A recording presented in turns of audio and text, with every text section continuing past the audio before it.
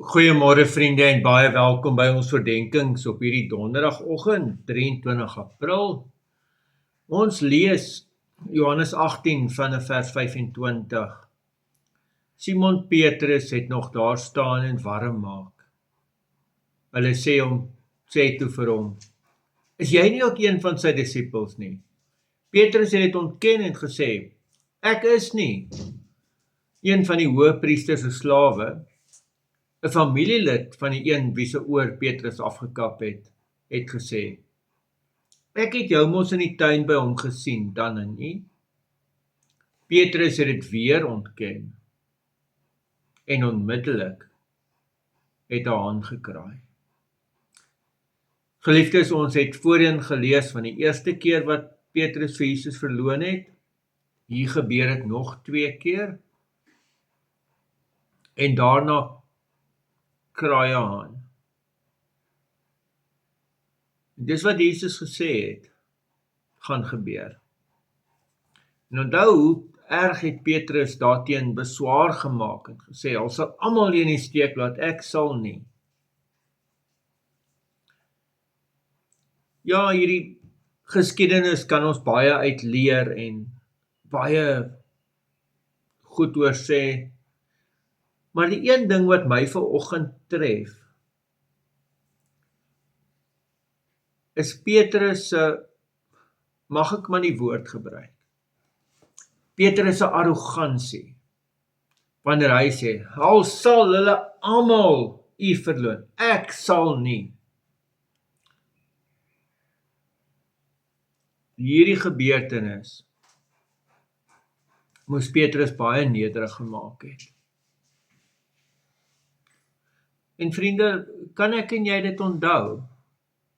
Kan ons minder sterk, arrogante uitsprake maak?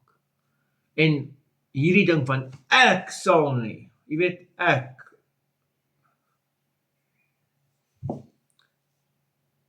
Kan ons maar eerder in baie nederigheid aan die Here Jesus vashou en bely dat onder moeilike omstandighede sukkel my geloof ook maar. Kan ons die moeilike bely,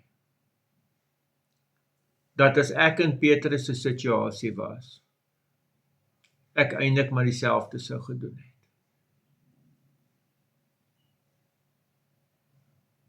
Kan hierdie wat vir Petrus moes leer en vir Petrus eintlik nederig moes maak, kan dit vandag dieselfde vir my en jou doen? Amen. Here almagtige God, ons lees hierdie verhaal en die brawe, die voortvarende Petrus, wat uiteindelik hier 2 keer, na die eerste keer nog, so in totaal 3 keer, ontken dat hy 'n volgeling van Jesus is. Ontken dat hy vir Jesus ken. Here, gee dat ons baie nederig sal vashou aan U en besef dat dit net deur die krag van die Heilige Gees is wat ons kan bely, maar ek behoort aan die Here Jesus. Ek ken hom. Ek is 'n volgeling van hom. In die naam van ons Here Jesus Christus pleit ons dit. Amen.